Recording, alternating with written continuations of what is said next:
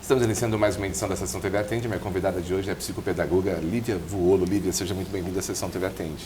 Muito obrigada, João, pelo convite mais uma vez e da oportunidade de a gente falar sobre esse assunto aqui tão importante. Lívia, foi comemorado nesse final de semana, dia 18, foi o Dia Internacional da Síndrome de Asperger. Pronunciei corretamente? É uma dúvida muito recorrente, João, a respeito da pronúncia. E a gente foi pesquisar, né, a respeito da origem do nome, que é de Hans Asperger. É Asperger a pronúncia, porque ela é uma palavra alemã. Que começou na Alemanha esse estudo. Isso, esse é um estudo muito antigo, João, de 1949, onde um alemão médico observou alguns meninos, todos os meninos, e ele viu algumas características semelhantes entre eles e começou a escrever sobre a síndrome.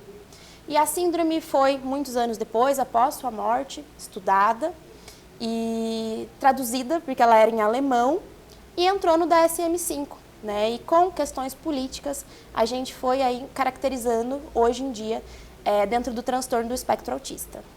Ou seja, hoje ela faz parte do autismo. Exatamente. Hoje em dia, ele saiu do DSM-10 e 11, né, a classificação, e a classificação correta é o transtorno do espectro autista. Você usou o DSM 10, 11, para quem tem em casa entender o que é isso. Esse é um manual, João, dos transtornos, né, do Manual dos Transtornos de Desenvolvimento.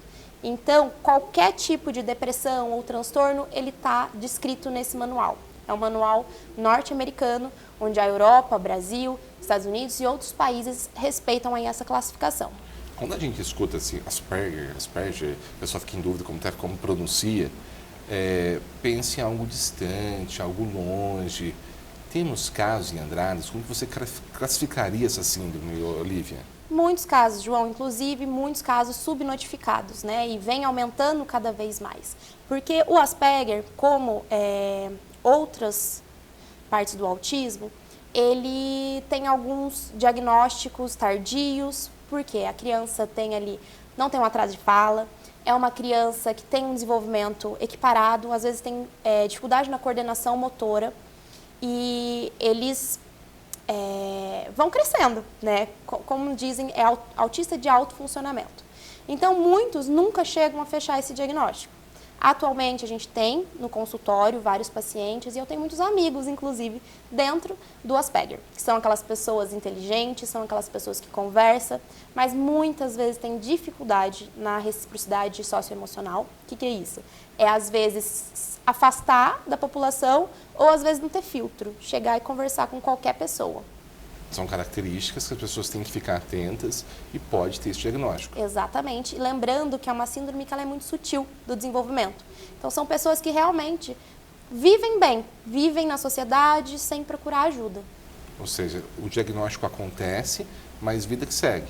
Exatamente. Tem que fazer as terapias, né, João?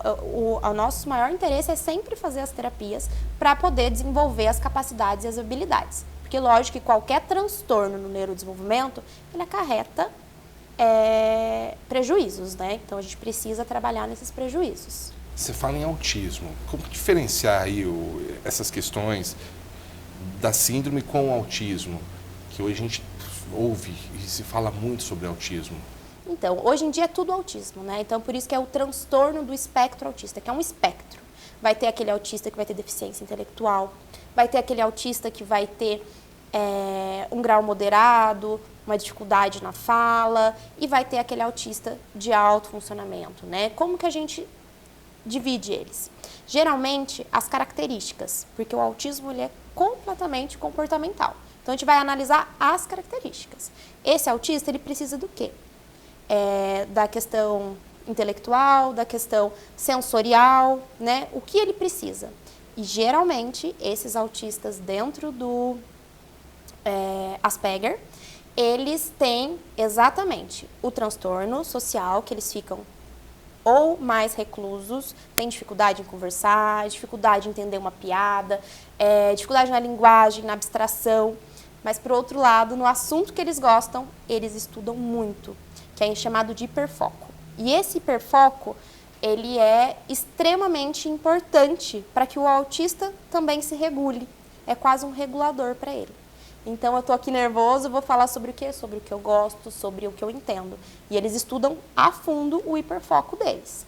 Então eles são inteligentes, são pessoas que a cognição é boa e tem esses prejuízos e prejuízos também motores. Muitos deles têm os prejuízos motores, até uma hipotonia. Começando o diagnóstico, teve o diagnóstico, como que é o tratamento? Como que você inicia o tratamento quando tem esse diagnóstico? Terapia, João. Terapias, e aí cada um vai vendo qual é a terapia indicada. Se a pessoa tem um prejuízo muito grande motor, precisa ir para uma terapeuta ocupacional. Se ela tem prejuízos emocionais, ele precisa ir para um psicólogo, né? Se ele tem prejuízos cognitivos, ele precisa ir para uma psicopedagoga. Então, cada caso, depois de avaliado, tem que ser recomendado, os próprios médicos, quando fecham essa avaliação, já colocam ali um encaminhamento para o profissional correto. Como fechar esse diagnóstico? É observação, avaliação e geralmente é por equipe multidisciplinar, né? Então a gente recebe no consultório essas pessoas, né? Lá eu faço bastante essa avaliação.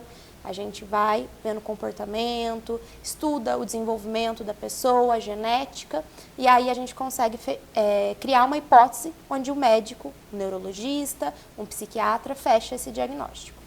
Hoje, falando um pouquinho do autismo, vocês iniciaram um trabalho muito forte aqui em Andrade de conscientização, criaram grupos, palestras, atividades. Você percebe que essa conscientização está fazendo a diferença? Com certeza, João. É o que a gente acredita e é o que a gente vai continuar fazendo aí por anos aqui em Andradas para cada vez mais trazer o conhecimento para a população. Que o autismo, por não ser uma doença, a gente só trata ele com conhecimento. E você percebe que as famílias estão conscientes, estão buscando ajuda, estão buscando o diagnóstico e mudando esse olhar? Cada vez mais, João, né? Infelizmente, a gente vê muitas famílias procurando a gente quando as coisas já estão em níveis avançados, né? Principalmente comportamentais. Então, a gente precisa mesmo que essas famílias não tenham medo de buscar ajuda. Qualquer sinal de diferença no desenvolvimento, porque o autismo, o Asperger, o que eles são?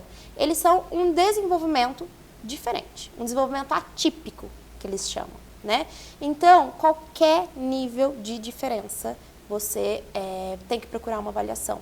Qualquer tipo, né? Até aquela criança que está lá e ela sabe as letras, sabe ler antes que os outros. É igual? Não, é diferente, ela está lendo antes. Então, é diferente? Vamos procurar aí um diagnóstico, que muitos dos Asperger estão nesses casos, que acabam, às vezes, lendo primeiro, sabendo as letras do alfabeto antes, só que isso não é funcional. Né? É diferente. A gente precisa analisar. E tudo, quando começa mais cedo, mais fácil o tratamento tem mais resultado, né? Com certeza. Hoje em dia, a intervenção precoce é comprovadamente, cientificamente, e a gente vê na clínica, né? Eu estou com a clínica já tem 12 anos, então a gente vê as crianças que entram para a gente pequenas, o trabalho é um leque de oportunidades de desenvolvimento dessas crianças, né? Então, é importante que seja respeitando o desenvolvimento humano mesmo. Lívia, queria muito agradecer você aqui hoje, que é uma próxima oportunidade. Muito obrigada, João. Muito agradecida. Conversamos hoje na sessão TV Atende com a psicopedagoga Lívia Vuolo.